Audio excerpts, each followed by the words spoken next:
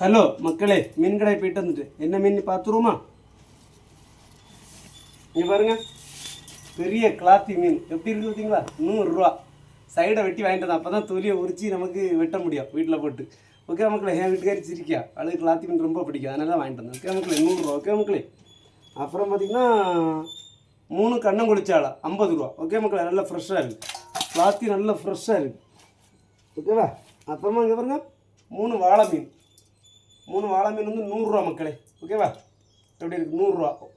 உங்கள் ஊரில் கிடைக்குமா வாழை மீன் 3னா 100 ரூபாய்க்கு? கமெண்ட்டில் சொல்லுங்கள். ஏன்னா அப்புறமா பார்த்தீங்கன்னா இங்கே பாருங்கள், பால்கார பூச்சி மக்களே. இந்த மீன் பார்த்துருக்கீங்களா? சூப்பராக இருக்கும், குழம்புக்கு சூப்பராக இருக்கும். பால்கார பூச்சின்னு சொல்லுவாங்க.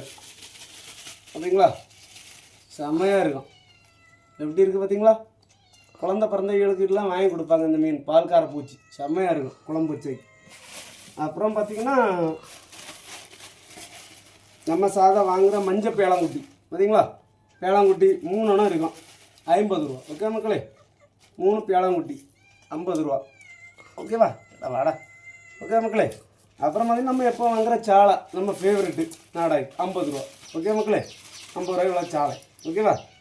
இன்னைக்கு பரவாயில்ல, மீனில் ஓரளவுக்கு விலை. ஓகே மக்களே, பிடிச்சிருந்தா சப்போர்ட் பண்ணுங்கள். உங்கள் ஊரில் இந்த அளவுக்கு மீன் வாங்கிடலாமான்னு கமெண்ட் சொல்லுங்கள். இந்த மீன் 100 ரூபாய்க்கு உங்கள் ஊரில் கிடைக்குமான்னு கமெண்ட் சொல்லுங்கள். பார்த்துருக்கீங்களா நீங்கள்? கிளாத்தி மீன் செம்ம டேஸ்ட்டாக இருக்கும் மக்களே. இப்போ வெட்டி நொறுக்கிடுவேன். ஓகே மக்களே, பாய்.